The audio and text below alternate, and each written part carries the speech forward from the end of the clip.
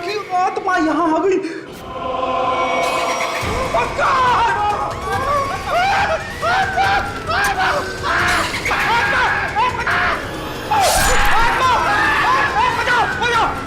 अरे यहाँ से निकल।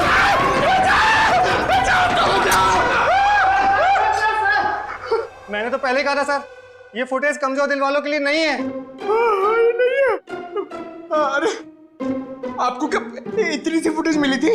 हाँ सर, अभी तो यही फुटेज मिली है। अरे ये क्या कम है? पता नहीं एसीपी साहब क्या कहेंगे ये फुटेज देखकर। आप उनसे ये मत कहना कि हम दोनों डर गए थे। सर मैंने तो उनको फोन करके सब कुछ बता दिया। हमारा अंदाजा सही निकला। ये खूनी इस प्रोजेक्टर के जरिए किसी को डरा रहा था, आत्मा बनकर। सर हो सकता है कि इस फुटेज का उन मुर्दों के साथ कोई लेना देना ही ना हो। I mean, लोगों में ये अफवाह फैली है कि इस बंगले में आत्मा है, तो हो सकता है कि ये पूरी फुटेज किसी ने किसी के साथ मजाक करने के लिए बनाई हो। नहीं श्रेया नहीं, इन दोनों चीजों का जरूर एक दूसरे से कोई ना कोई संबंध है। ये डरावनी फुटेज उस खूनी के विकृत दिमाग में से ही निकली है। सर किसी को डराने या मजाक करने के लिए कोई इतनी मेहनत नहीं करेगा। फुटेज में ये जो आत्मा है इसे प्रोफेशनल तरीके से फिल्माया गया है, स्पेशल इफेक्ट्स के साथ, जैसे फिल्मों वगैरह में होता है। और इस फुटेज को देख के लगता है सर कि खूनी को स्पेशल इफेक्ट्स का काफी ज्ञान है, या फिर हो सकता है उसने ये फुटेज किसी स्पेशल इफेक्ट स्टूडियो में बनवाई हो। हाँ बिल्कुल सही, ऐसा ही हो सकता है। तो शहर में जितने भी स्पेशल इफेक्ट्स के स्टूडियोज हैं, सब में जाकर के पता लगाना पड़ेगा। आइए सर, ये बलविंदर है, वो गाड़ी की चाबी इन्हीं की थी। क्या बात है सर, मुझे यहाँ क्यों बुलाया गया है? हमें आपकी गाड़ी की चाबी मिली है। कहाँ से सर? उन्नति नगर, बंगला नंबर 13। ये एड्रेस को जाना पहचाना लग रहा? नहीं सर। नहीं? रायमा नाम सुना है पहले कभी? बिल्कुल नहीं सर। मगर सर इसका मेरी गाड़ी से क्या लेना देना है? आपकी गाड़ी है कहाँ? सर वो तो कई सालों से गायब ही है। कब से? 5 जुलाई 2011। दरअसल मेरा टैक्सी का बिजनेस है। मेरी कंपनी का नाम है बलविंदर एंड कंपनी। मेरा ड्राइवर प्रीत उस दिन गाड़ी लेकर न जाने कहाँ गायब हो गया। तब से लेकर आज तक मेरी गाड़ी का कोई अता पता ही नहीं है सर। और उस ड्राइवर का? अस्पताल से फोन आया था कि उसे वहां भर्ती किया गया है। मैं उसे वहां देखने गया था। उसकी हालत बहुत खराब थी सर। आग लगने की वजह से उसका थोड़ा शरीर जल गया था। रहता कहाँ ये तुम्हारा ड्राइवर? सर आजकल वो मानसिक चिकित्सालय में है। सर वो बहुत गहरे सदमे में है। मानसिक चिकित्सालय? कौन से हॉस्पिटल में है वो? सर पूना से 50 किलोमीटर आगे एक स्टेट मेडिकल सेंटर है, वहीं पर है। State medical centre?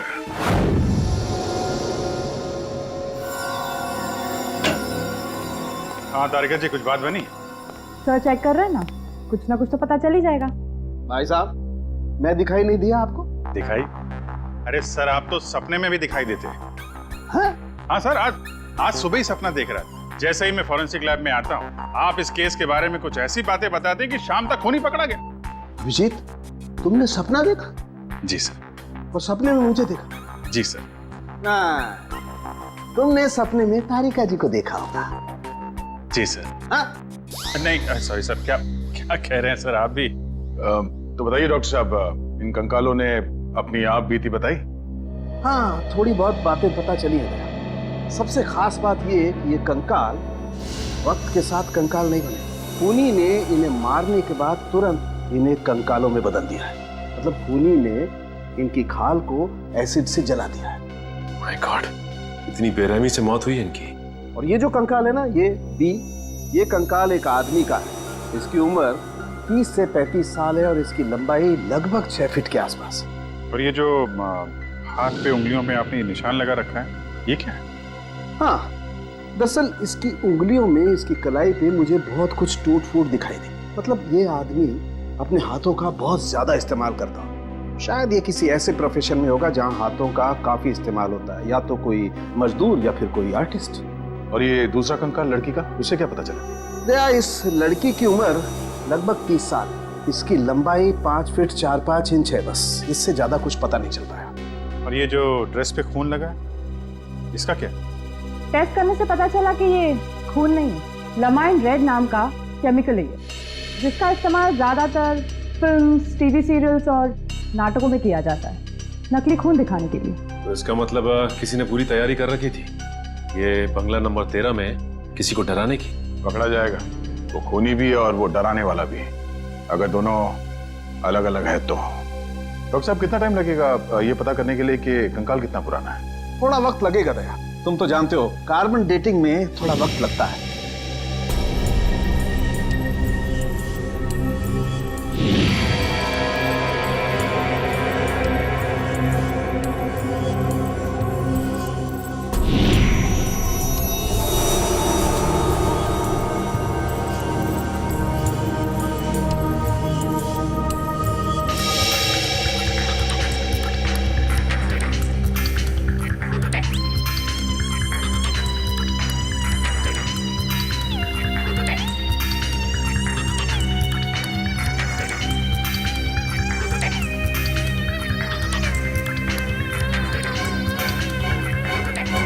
गुड, अब गणित शुरू हो गई है।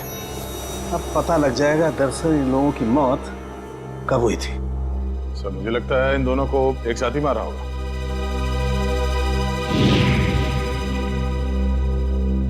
36 से 38 महीने पहले, मतलब 3 साल पहले 2011 में मौत हुई इनकी। और उस बलविंदर की कार भी जुलाई 2011 को गायब हुई थी, बंगला नंबर 13 से। सर, अब तक तो खूनी शहर छोड़ के भागा होगा, उसे ढूंढेंगे कैसे? भागने दो, कहां तक भागेगा? सीआईडी से नहीं बच सकता। Excuse me. जी, सीआईडी से। हेलो सर, मैं आप ही लोगों का इंतजार कर रहा था। अच्छा, जो फुटेज हमने भेजी थी उसके बारे में कुछ पता चला? हाँ सर, उसको चेक किया मैंने और उसके सारे स्पेशल इफेक्ट्स हमारे स्टूडियो में ही हुए थे, लगभग 3 साल पहले। गुड। उस फिल्म का नाम क्या था? सर, फिल्म का नाम था आत्मा की चीख। हाँ, और सर वो फिल्म पूरी नहीं हो पाई थी। अधूरी फिल्म की फुटेज। सर, वो फिल्म तो अधूरी थी ही, साथ में हमें हमारा पूरा पैसा भी नहीं मिला। कौन से बैनर की फिल्म थी ये? प्रोडक्शन हाउस का नाम क्या था? सर, वो नए लोग थे और उस प्रोडक्शन हाउस का नाम था, 1 मिनट, हाँ सर, उसका नाम था magic media works. Magic media box. अब तो यही लोग बताएंगे कि इस आत्मा की चीख को लोग सुन के नहीं पाए। प्रीत की हालत में पिछले 3 सालों में बिल्कुल सुधार नहीं हुआ। उस वक्त किसी लड़की की आत्मा के बारे में बात करता था और आज भी करता है। सर, लड़की की आत्मा? अच्छा, पिछले 3 साल में जितने भी लोग प्रीत से मिलने आए थे उनकी लिस्ट चाहिए हमें। हाँ, हैरानी की बात यही है सर, पिछले 3 सालों में इससे कोई भी मिलने नहीं आया सिवाय मिस्टर बलविंदर के, जो इनके इलाज का खर्चा उठा रहे हैं। बलविंदर? जी सर। ओके।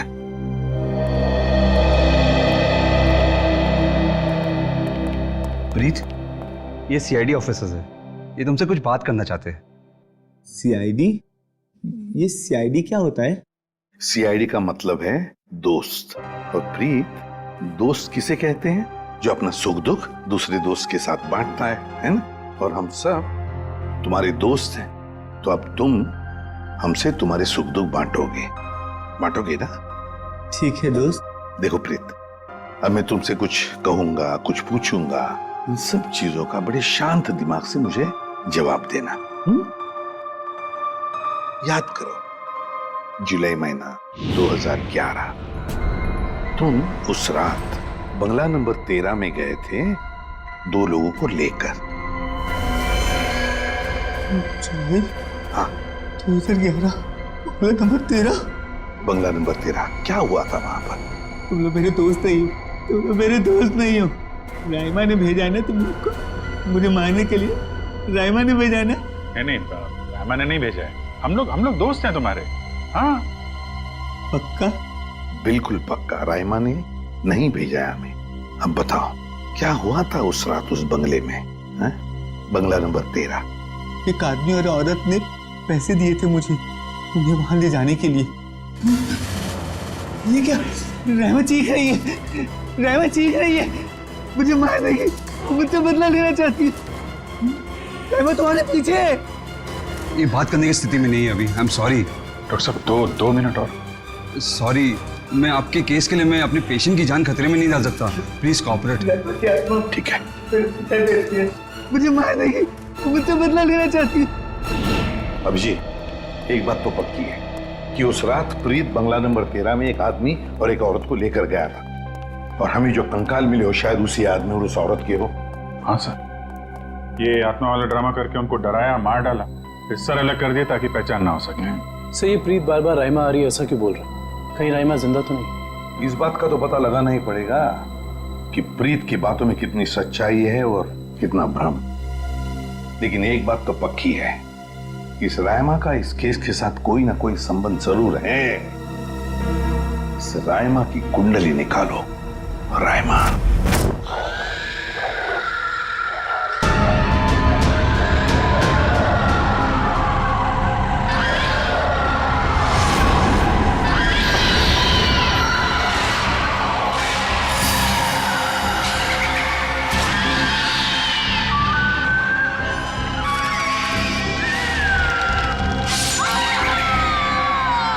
ये फुटेज आपको जिस बंगले से मिली वहाँ खून हुआ है? जी हाँ, दो खून। वैसे ये फिल्म की फुटेज आपकी है ना? जी हाँ, क्या बताऊं सर, बड़ी ही मनहूस फिल्म थी। 10 सीन ही शूट किए थे, फिर फिल्म बंद हो गई।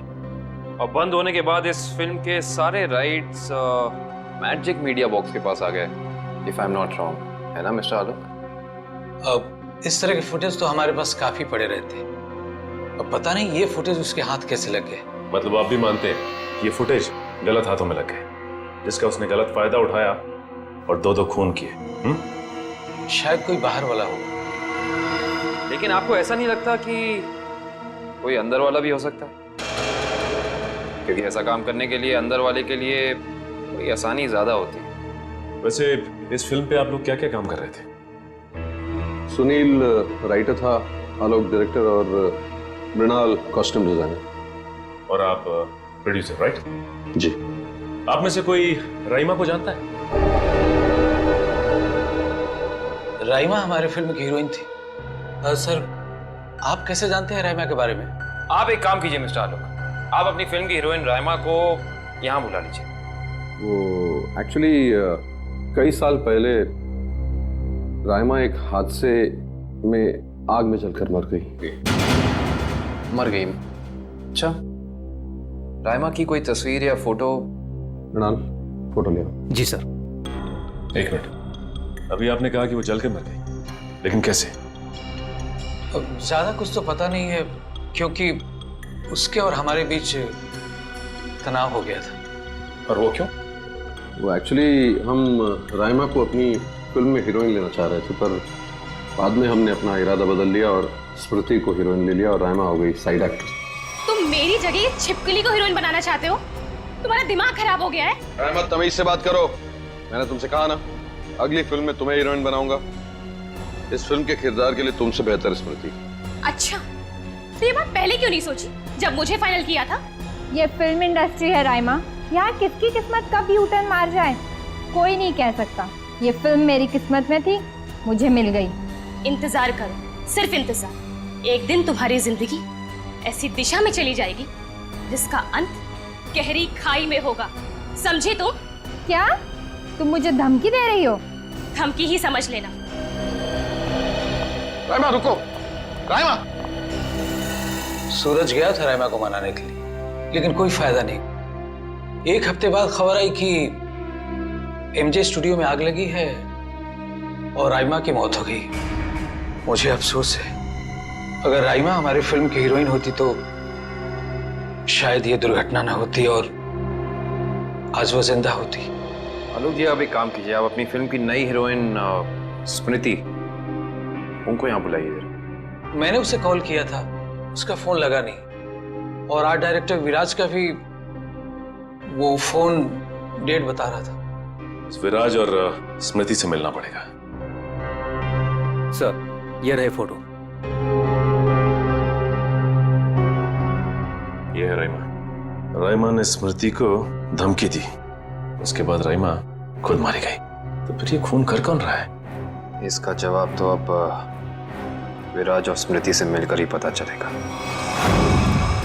मैंने पता किया, ये विराज और स्मृति इस ब्लू रोज प्रोडक्शन हाउस में काम कर चुके हैं। गुड निखिल, इससे पूछते हैं। अरे सुनिए भाई साहब जी, ये विराज शंकर है, आर्ट डायरेक्टर है, काफी टीवी में और फिल्मों में सेट लगाए हैं इन्होंने। इन्हें पहचानते हैं आप? नहीं सर, मुझे नहीं मालूम। जी, आगे पूछते हैं।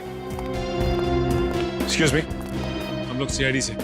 जी, आप विराज शंकर को जानते हैं? विराज शंकर? हाँ सर, मैं जानता हूँ। वो बेचारे बहुत कर्जे में थे, पर फिर पता नहीं क्या हुआ उनका। उनका कोई एड्रेस, कोई पता?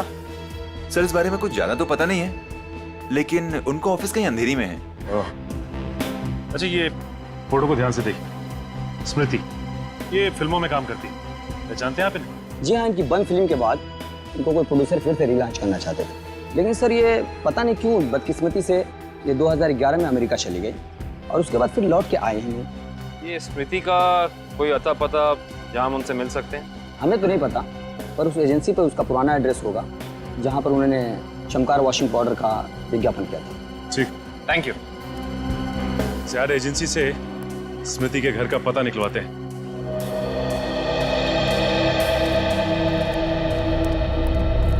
पुलिस की रिपोर्ट के हिसाब से राइमा इसी एमजे स्टूडियो में जलकर मरी है। पता नहीं काबिल, लेकिन ये बात इतनी सीधी है नहीं जितनी की लग रही है। जैसा कि फाइल में लिखा हुआ है कि स्टूडियो में आग लगी रात के 2 बजे। ये राइमा स्टूडियो में 2 बजे करने क्या आई होती, जबकि यहाँ शूटिंग भी नहीं चल रही थी। सही कह रहे हो सचिन, लेकिन एक बात है जो मेरे दिमाग से निकल नहीं रही है, वो ये कि यहाँ रात 2 बजे आग लगी तो सुबह 5 बजे तक किसी को पता क्यों नहीं चला? और रिपोर्ट के हिसाब से यहाँ आग 5 बजे लगी। जिन पुलिस वालों ने इस केस की तहकीकात की थी, उन्होंने जरूर कुछ गड़बड़ की है। तभी तो केस के 2 महीने के बाद उनका ट्रांसफर यानी कि तबादला हो गया था। हो सकता है निखिल, लेकिन उससे ज्यादा अहम बात यह है कि रिपोर्ट के हिसाब से यहाँ राइमा की एक हड्डी तक नहीं मिली। मतलब आग इतनी भयंकर थी। स्टूडियो को देख के ऐसा लगता नहीं कि आग इतनी भयानक होगी कि चलने वाले का नामो निशान राख हो जाएगा। उससे भी अहम बात यह है कि ये स्टूडियो इस्तेमाल में नहीं था, यहाँ पे कोई शूटिंग नहीं चल रही थी। फिर राइमा यहाँ पे आई क्यों? इसका पता तो तभी चलेगा जब हम इस स्टूडियो को अच्छी तरह से छान मारेंगे। देखते हैं क्या मिलता है।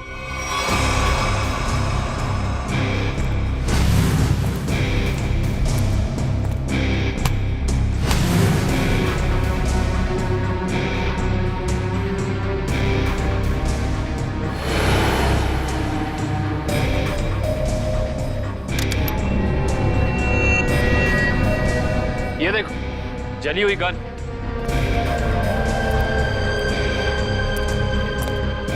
हाँ, ये तो पूरी पिघल चुकी है।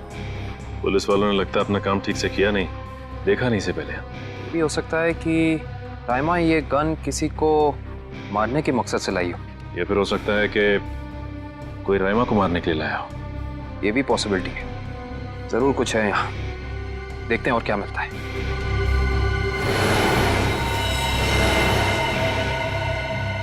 सर, कंकाल।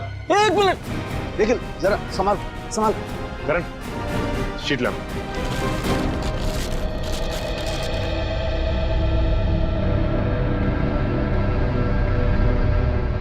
एक बार कंकाल, वो भी पूरी तरह से जला हुआ।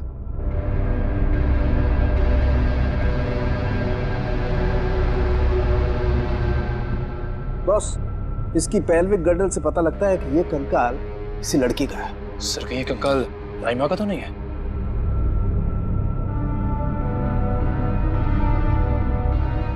और इसकी लंबाई 5 फीट 6 इंच।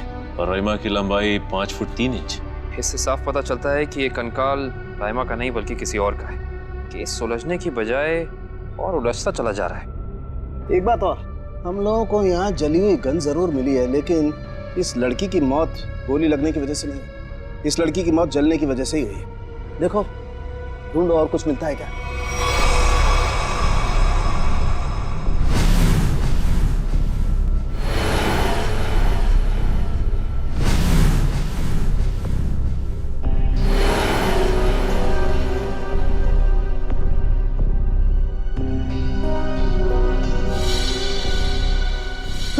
सर ये देखिए सर, बाल बाल।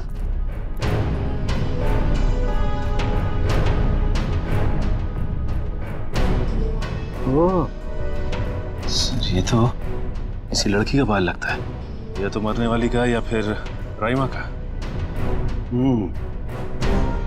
किसका बाल है ये तो डीएनए के बाद ही पता चलेगा। सर ये अरुण है, विराज जी के वर्कशॉप के इंचार्ज। जी, आपको कुछ बनवाना था? जी हाँ, हथकड़ी बनवानी है। हथकड़ी? मैं कुछ समझा नहीं। हाँ, अपनी बनाई हुई हथकड़ी खुद अपने हाथों में पहनेंगे तो थोड़ा दुख कम होगा। अब समझ में आया, इतने सालों के बाद ख्याल आया आपको कर्ज के रुपयों का। कर्ज के रुपए? हाँ, इसीलिए तो आप उन्हें ढूंढ रहे हैं, क्योंकि वो लोगों से लिया हुआ कर्ज वापस नहीं कर पाए। नहीं मैडम, हमारा यहाँ आने का मकसद कुछ और है। विराज को बुलाई, कहाँ है वो? ये तो कोई भी नहीं जानता। कर्जदारों से परेशान होकर आज से 3 साल पहले जुलाई 2011 में न जाने कहाँ गायब हो गए। जुलाई 2011? सर 5 जुलाई 2011। सर मुझे लगता है कि इस विराज के भागने की वजह कर्जा नहीं कुछ और है, जिसका कुछ ना कुछ संबंध उन कंकालों के साथ जरूर है। मुझे तो लगता है उनमें से एक कंकाल विराज का है। याद है सारुण के साहब ने कहा था, आदमी वाला कंकाल किसी मजदूर या आर्टिस्ट का है जिसने जिंदगी भर अपने हाथों से बहुत काम लिया है। और हो सकता है सर शायद वो दूसरा कंकाल स्मृति का हो। ये विराज के परिवार वाले कहाँ रहते हैं? सर जहाँ तक मुझे पता है उनके परिवार में कोई और है ही नहीं। विराज अकेले ही थे? जी सर। चीज मिल जाती डीएनए सैंपल के लिए तो कंकाल वाला राज खुल जाता। ये सारी पेंटिंग उन्हीं की है ना? जी सर। देखो जरा।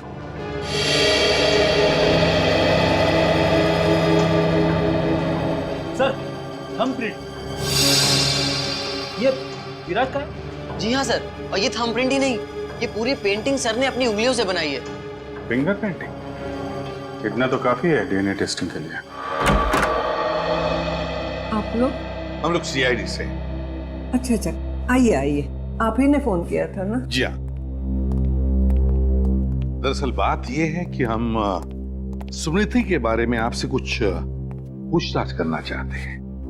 पूछिए ना, क्या पूछना चाहते हैं आप? क्या आप बता सकती हैं कि स्मृति का आपके अलावा इस दुनिया में और कोई भी नहीं है? नहीं, उसके माँ बाप बचपन में ही गुजर गए। अब बची है तो ये बूढ़ी दादी, बहुत ही प्यार से पाला है मैंने उसे। ये स्मृति अचानक अपना फिल्मी करियर छोड़कर अमेरिका क्यों चली गई? वो कभी किसी को कुछ नहीं बताती थी, हमेशा अपना मन का करती थी। उस दिन भी उसके मैनेजर का फोन आया, कह रहा था कि मैडम किसी विज्ञापन की शूटिंग के लिए अमेरिका जा रही है। उसके मैनेजर से मैंने पूछा कि कब वापस आएगी वो, तो उसने कहा 3-4 दिनों में। लेकिन पूरे 3 साल हो गए, अब तक उसका कुछ पता नहीं, कुछ पता नहीं।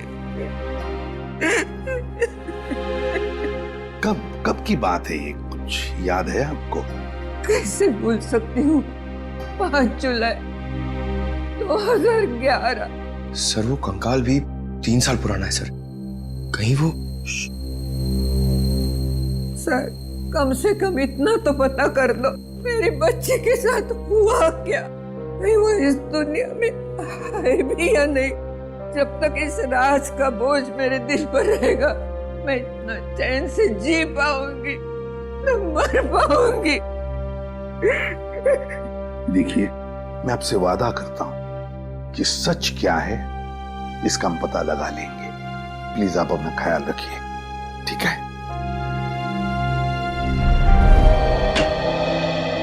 हाँ डॉक्टर साहब, डीएनए की रिपोर्ट आ गई क्या? हाँ, पेंटिंग पर जो सूखा हुआ सलाइवा मिला था, वो सलाइवा ये बताता है कि वो आदमी वाला कंकाल विराज का ही है।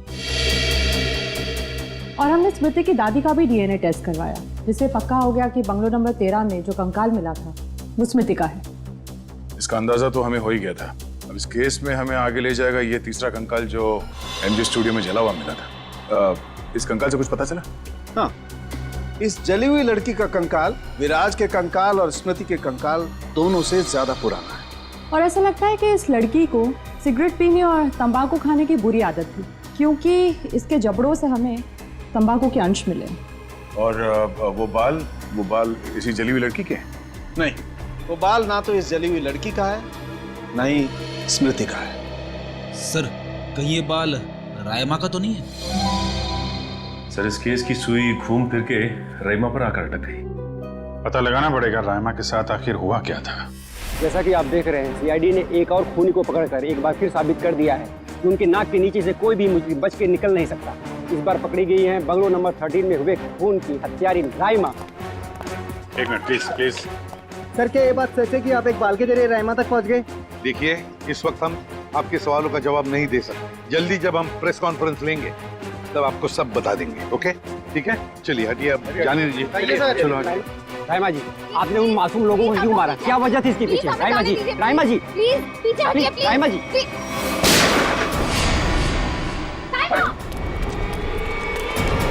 पकड़ो उसे। अब खूनी पकड़ेगा इसे।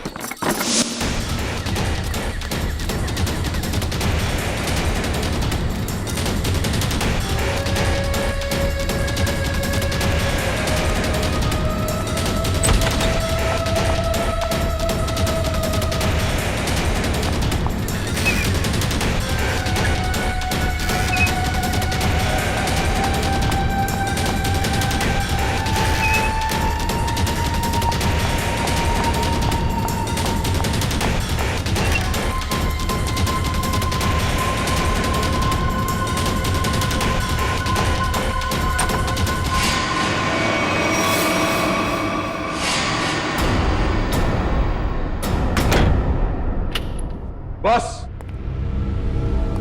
बहुत हो गया, अब कुछ नहीं हो सकता। बाहर आ जाओ। ये कहानी इसी घर से शुरू हुई थी और खत्म भी इसी घर में होगी, आज ही।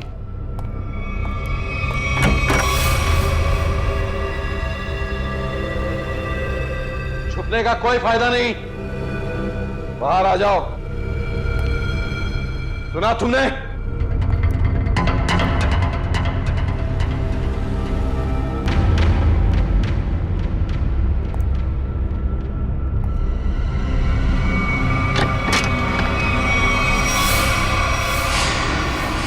बहुत हो गया नकली राइमा बनने का नाटक। पर come on move.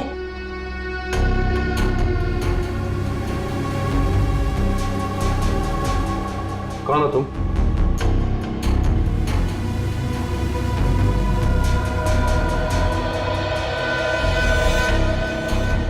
CID office पूर्वी। सीआईडी?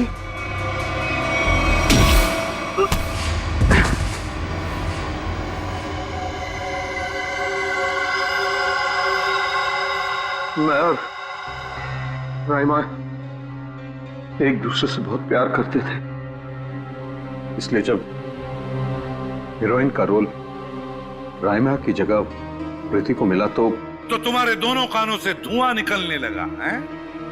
हाँ, हम स्मृति को सबक सिखाना चाहते थे, इसलिए हमने उसके अतीत के बारे में रिसर्च शुरू की। राइमा को पता चला कि एक्ट्रेस बनने से पहले स्मृति ड्रग्स के कारोबार से जुड़ी थी। इसलिए राइमा ने स्मृति को ब्लैकमेल करना शुरू कर दिया। क्यों? स्मृति को लगा कि उसका करियर खत्म होने वाला है, उसके रीलॉन्चिंग के सपने पर पानी फिर जाएगा, इसलिए उसने और उसके बॉयफ्रेंड विराज ने एक किलर को राइमा की सुपारी दी। यह तो अच्छा हुआ कि उस किलर की गोली से राइमा नहीं मरी, बल्कि वो अपराधी खुद उस आग में जलकर मर गई।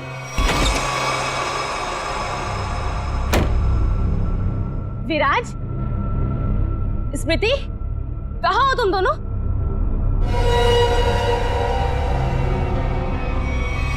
कौन हो तुम? जिया। जिया? कौन जिया? और ये दरवाजा क्यों बंद कर दिया? ताकि तुम्हें अकेले में तोहफा दे सके। हाँ? स्मृति और विराज को ब्लैकमेल करने का तोहफा। हाँ? क्या कर रही हो तुम? सुना है आग से जलकर मरने में बहुत दर्द होता है। आग? छोड़ दो मुझे, प्लीज, गोली मत चलाना। मौत से बचकर कहाँ भाग रही? मौत से तो आज तक कोई नहीं बच पाया। छोड़ दो मुझे, प्लीज छोड़ दो मुझे, गोली मत चलाना, प्लीज छोड़ दो मुझे, छोड़ दो मुझे। कोई आखिरी ख्वाहिश?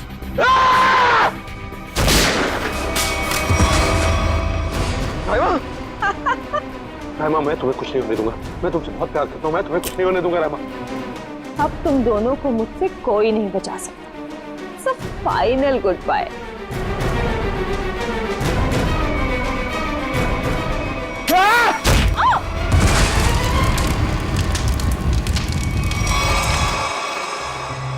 और रहीमा, उसका क्या हुआ? जिंदा लाश बन गई वो। तब मैंने ठान लिया, अब मेरी जिंदगी का सिर्फ एक ही मकसद होगा, स्मृति और विराज की बर्बादी।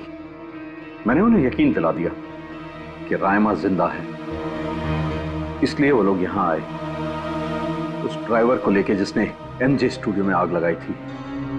और फिर तुमने उन्हें डराना शुरू कर दिया, उनके दिमाग में यह भ्रम पैदा कर दिया कि यहाँ पर रायमा की आत्मा अभी भी है, जो उनसे बदला लेना चाहती है। हाँ, और फिर उन्हें मार डाला और उनका सिर काट के अपने साथ ले गए, ताकि अगर कभी उनकी लाश मिलती भी है तो उन्हें कोई पहचान ना सके। बेवकूफ हो तुम, बेवकूफ। अगर कानून की मदद लेते तो उन दोनों को वैसे ही सजा होती, मगर नहीं, तुमने कानून को अपने हाथों में लिया, उन दोनों को बेरहमी से मार डाला। और रायमा, उसका क्या? कभी सोचा तुमने? उस बेचारी की जिंदगी का फैसला तो अब कानून करेगा, लेकिन तुम्हारा फैसला तो हो ही गया, समझ लो। तुम्हें तो फांसी होगी, फांसी। Good morning. Hi. Good morning. अरे ये क्या लेके आई हो? सर, ये आप सबके लिए मिठाई है और मेरी एंगेजमेंट के इनविटेशन कार्ड्स हैं।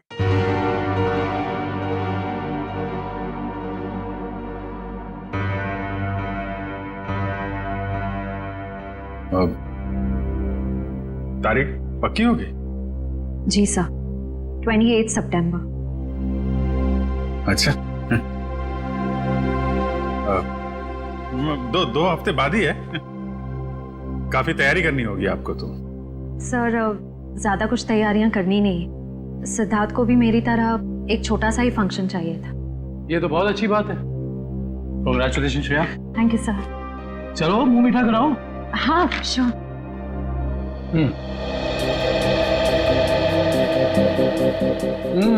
ये लड्डू तो बहुत अच्छे हैं। ओह सर, आप लोग भी लीजिए ना। हाँ, थैंक यू सर। लो फ्रेडी, मुंह मीठा करो।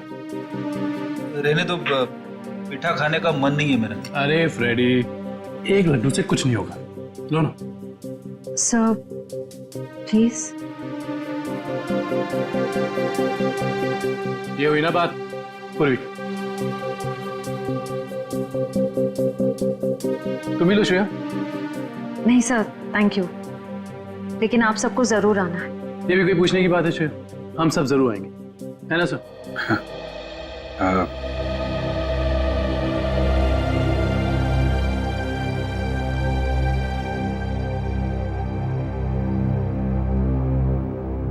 सर,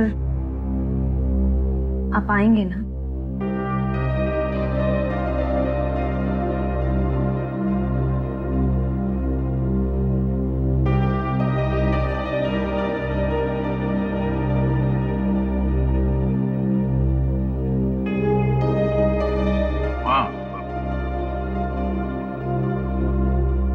मैं जरूर आऊंगा।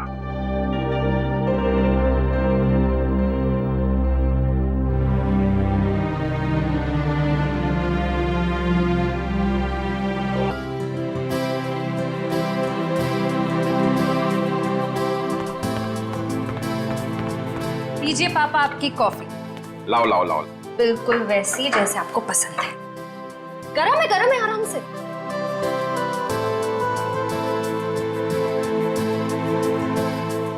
वाओ, मेरी बेटी जैसी कॉफी इस दुनिया में कोई नहीं बना सकता। वो तो है, लेकिन एक जमाने में मैं भी बहुत टेस्टी कॉफी बनाया करती थी। तुम हो ही इतनी टेस्टी।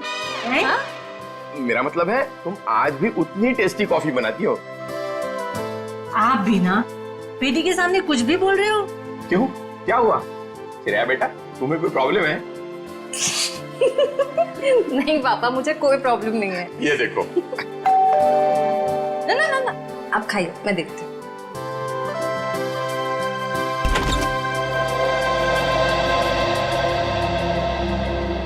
सिद्धार्थ, क्या हुआ, चौक गई मुझे देखकर? सिद्धार्थ बेटा, आओ अंदर आओ। बैठो, मैं तुम्हारे लिए अरे कॉफी। नहीं श्रेया, मैं थोड़ा जल्दी में हूँ। मैं ये एंगेजमेंट कार्ड दिखाने आया था।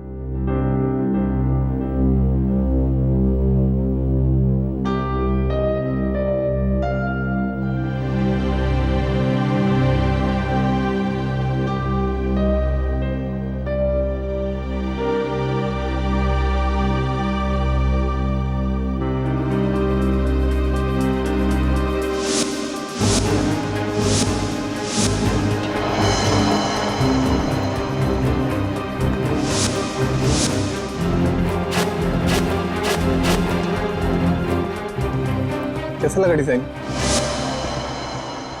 कार्ड पसंद नहीं आया? कोई बात नहीं, दूसरा बनवा लेंगे। नहीं नहीं, कार्ड अच्छा है।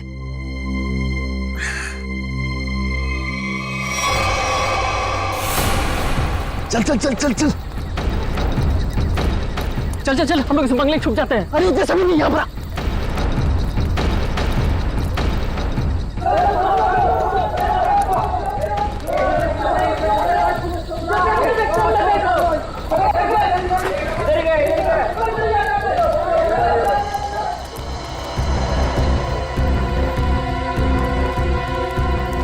चल चल, निकलते हैं यहाँ से। अरे रुक रुक रुक, हम लोग सारा सोना यहीं पे गाड़ देते हैं जमीन में। अबे तेरा दिमाग खराब हो गया है? मोहल्ले के लोगों ने हमारा चेहरा देख लिया है और अगर कल हम यहाँ दोबारा आए तो यहाँ पकड़े जाएंगे, खतरे में पड़ जाएंगे। हम लोग सोना लेकर बाहर नहीं जा सकते हैं, सारे लोग घूम रहे हैं। और तू खतरों से कब से डरने लगा? अरे खतरों से नहीं, तेरी बेवकूफियों से डर रहा हूँ। देखना एक दिन तेरी सारी बेवकूफियां हमें ले डूबेंगी, समझा? तू बेवकूफ किसे बोला? हाँ, सारा प्लान मैंने बनाया है। सारा प्लान तूने बनाया, इसका मतलब ये नहीं कि जेल भेजने का प्लान भी तू बनाएगा, समझो? जरूरी नहीं है मैं तेरा सारा बात मानूं, समझा? सोना यहीं गाड़ेंगे, यहीं। अच्छा, गाड़ के दिखा। अच्छा,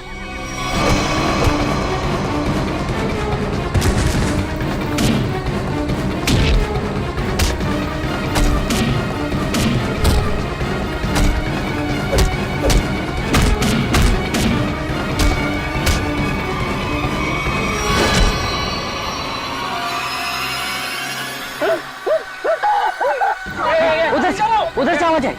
चल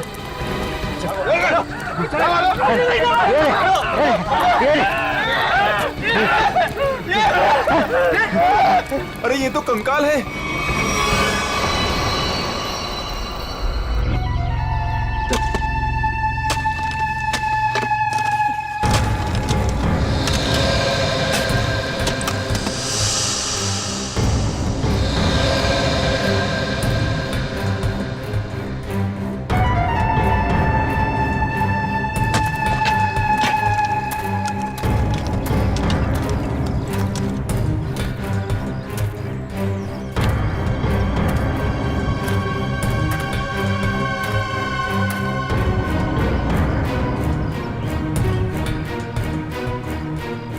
कैसा दिमाग होता है इन मुजरिमों का। खून करके मन नहीं भरा तो डिजाइन बना दी हड्डियों की।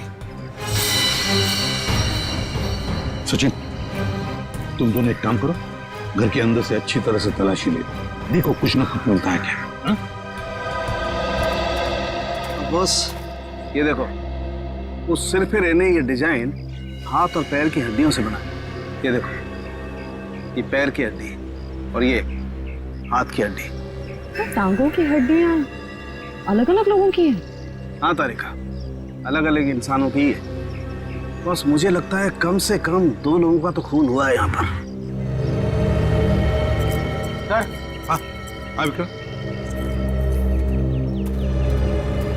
सर, ये बाकी की हड्डियां मिल गई है, इन्हें यहाँ पे दफना के रखा गया था। एक एक हड्डी संभाल के उठाओ, हैं? एक एक हड्डी। ये देखो, जरा देखो, घर के अंदर कहीं खून के निशान मिलते हैं क्या?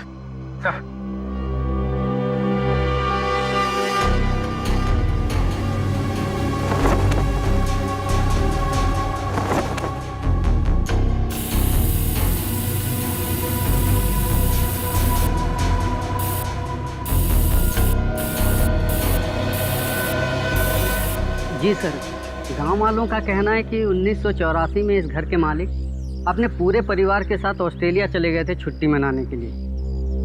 कुछ दिनों बाद उनकी मौत की खबर आई वहां से। पूरी फैमिली समुंदर में डूब गई। अच्छा एक बात बताइए, ये इनकी मौत के बाद कोई घर का ख्याल वाल रखने नहीं आया था? नहीं सर, दोस्तों और रिश्तेदारों को लगता था कि इस घर में कुछ आत्माएं। आत्मा? अच्छा, आप लोगों ने यहाँ पे आत्मा देखी है क्या? जी सर, कुछ परछाइयाँ दिखती रहती हैं अक्सर। हाँ, और कुछ ऐसी भयानक सी आवाजें भी आती है सर। हाँ? कैसी कैसी भयानक सी आवाजें? सर, कभी किसी के चीखने की आवाज, कभी किसी के रोने की आवाज आती है।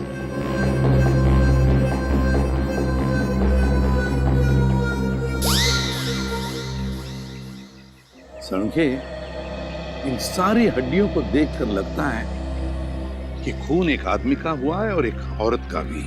ये देखना, पेल्विक गर्ड, एक पेल्विक गर्डल किसी औरत की है। हाँ बस, लेकिन एक कमाल की बात है, क्या? इन सारी हड्डियों में किसी की भी खोपड़ी की हड्डी नहीं मिली। हो सकता है खोपड़ियां किसी और जगह पे छुपा कर रखी हो या फेंक दी हो सकता है ना। मयूर, विक्रम, काम करो, बंगले के आसपास का एरिया अच्छी तरह से छानो और ढूंढो, देखो, कुछ न कुछ तो जरूर मिलेगा। एक एक कोना भी मत छोड़ो। जाओ। yes, ये बंगला बंद ही रहता है? और आप लोग आसपास रहते हैं? जी सर। ये घर मिला था तुम लोगों को?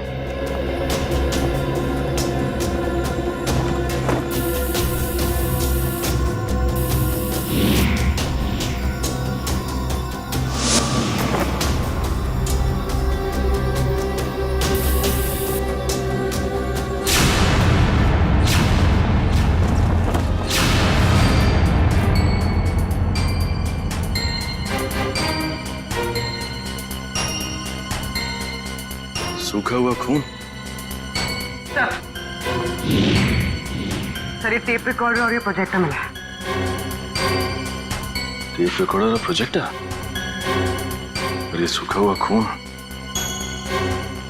इसका मतलब कोई ना कोई बहुत गहरा राज छिपा है इस बंगले के अंदर। सर, सर खोपड़ी तो कोई नहीं मिली, मगर ये कार की चाबी मिली। कार की चाबी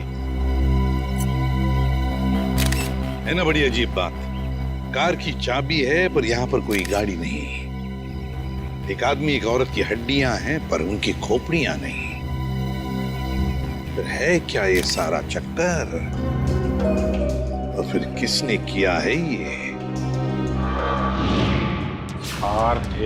RAIMA, हड्डियों से रायमा लिखा है सर। रायमा लगता है किसी लड़की का नाम है ये। सर, कहीं उसी लड़की का नाम तो नहीं जिसका हमें कंकाल मिला है? हो सकता है। तो अगर वो दो चोर लुटेरे वहाँ बंगले में छुपने के लिए नहीं जाते तो हमें कहीं पता ही नहीं चलता कि वहाँ दो मुर्दे गड़े हुए हैं। और ये भी पता नहीं चलता कि वहां पे एक आत्मा है। न जाने कितने साल पहले ये जुर्म हुआ है। और ताज्जुब की बात यह है सर कि खूनी ने लाशों को गाड़ा नहीं, बल्कि उनकी हड्डियों से ये डिजाइन बनाया। I mean, नाम लिखा रायमा। यहाँ पर से हमें कुछ चीजें भी मिली है ना, वो टेप रिकॉर्डर, प्रोजेक्टर और कपड़े। इन तीनों चीजों से हमें खूनी के बारे में बहुत कुछ पता चल सकता है। ज्यादा देर खुला नहीं घूमेगा ये खूनी। सर, हमने उन सब चीजों को रिपेयर के लिए भेज दिया है। बहुत जल्द पता चल जाएगा कि हमारा शक सही था या गलत। और वो गाड़ी की चाबी जो हमें मिली थी, कीजो कार की चाबी। कीजो, अच्छा, तो फिर कीजो कार कंपनी से हमें पता चल सकता है। क्या आप हमें बता सकते हैं ये चाबी किस गाड़ी की है और ये गाड़ी आपसे खरीदी किसने? बिल्कुल बता सकते हैं। सबके इनिशियल पॉइंट में डालकर देखेंगे, फौरन पता चल जाएगा। आइए सर। एक मिनट, उससे पहले आप ग्लव्स पहन लीजिए। Thank you.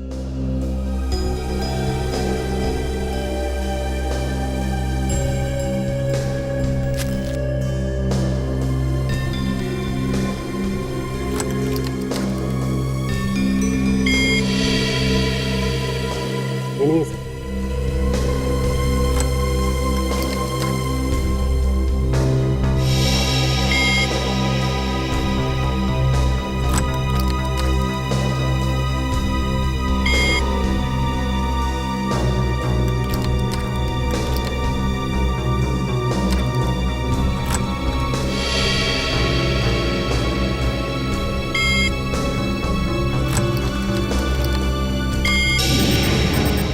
ये देखिए सर, मैच कर गई सर। ये 2009 की कीजो एफएक्स मॉडल है और हमने इसे बनवाना बंद कर दिया है। कीजो एफएक्स 2009 मॉडल। आपके किसी कस्टमर ने कोई रिक्वेस्ट की थी ऐसी चाबी की डुप्लीकेट चाबी बनवाने की? पता करने में तो बहुत वक्त लग जाएगा। तो ठीक है, आप पता कीजिए। तब तक हम ये पता करते हैं कि 2009 के कीजो एफएक्स मॉडल की